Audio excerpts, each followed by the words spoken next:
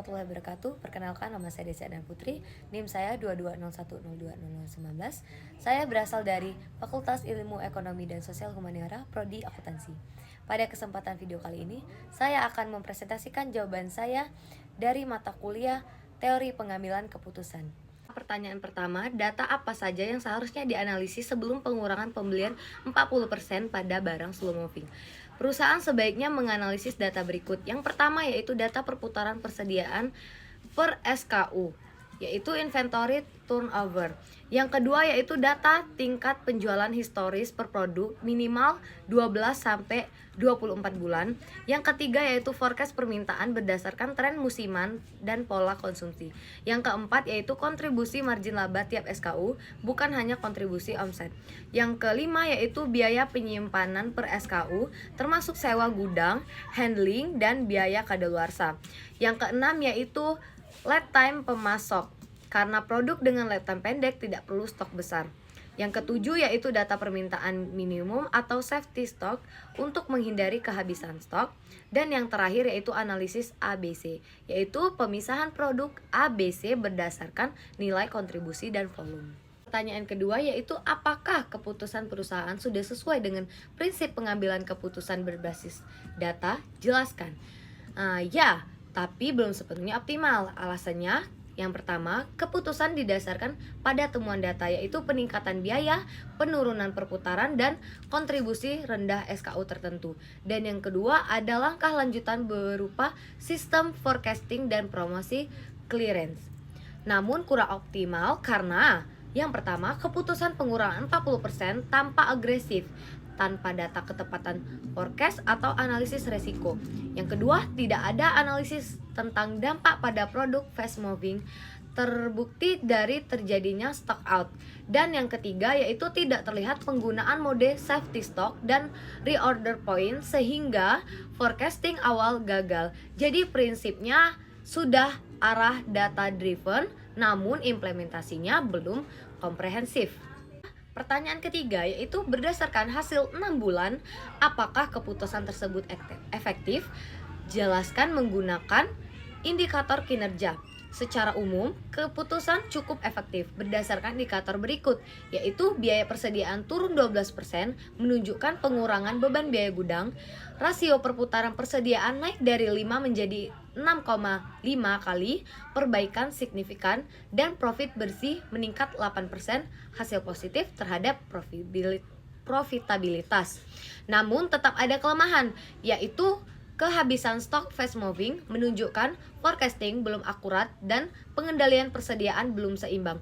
Kesimpulannya, efektif namun perlu perbaikan signifikan pada manajemen produk fast moving. Pertanyaan nomor 4. Apa resiko dari pengurangan pembelian yang terlalu agresif dan dampaknya terhadap pelayanan pelanggan? Resiko utama, stock out atau kehabisan stok produk penting. Yang kedua itu kehilangan penjualan dan penurunan omset.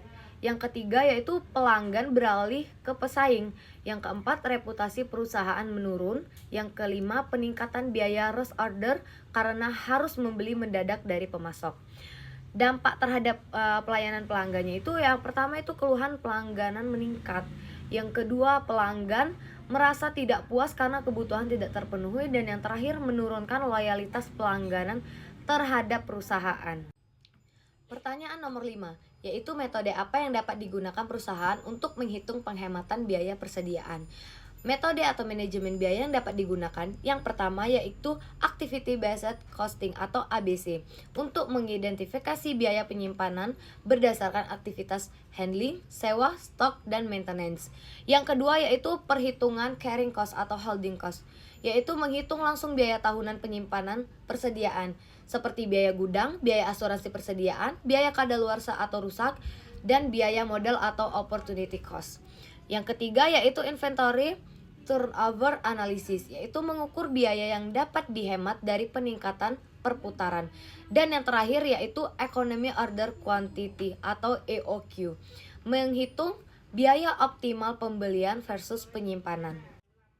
Pertanyaan nomor 6, yaitu bagaimana perubahan rasio perputaran persediaan mencerminkan efektivitas pengendalian persediaan.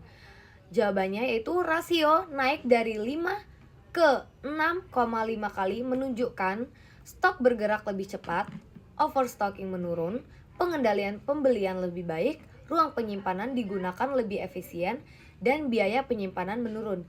Jadi, kenaikan rasio perputaran adalah bukti pengendalian persediaan lebih efektif, meski masih perlu diperbaikin untuk fast moving. Pertanyaan ketujuh, apa rekomendasi agar perusahaan dapat mencegah kehabisan stok fast moving?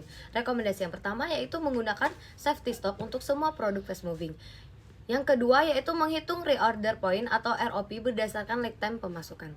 Yang ketiga yaitu menerapkan forecasting demand yang lebih akurat, misalnya metode exponential smoothing atau moving average musiman.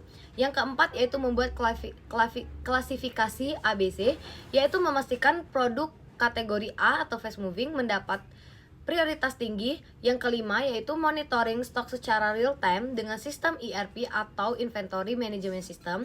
Dan yang terakhir yaitu audit forecast secara berkala dan melakukan forecast adjustment berdasarkan data aktual. Baiklah, pertanyaan terakhir atau pertanyaan ke-8 yaitu, jika Anda adalah manajer akuntansi, data tambahan apa yang Anda butuhkan untuk evaluasi lebih akurat?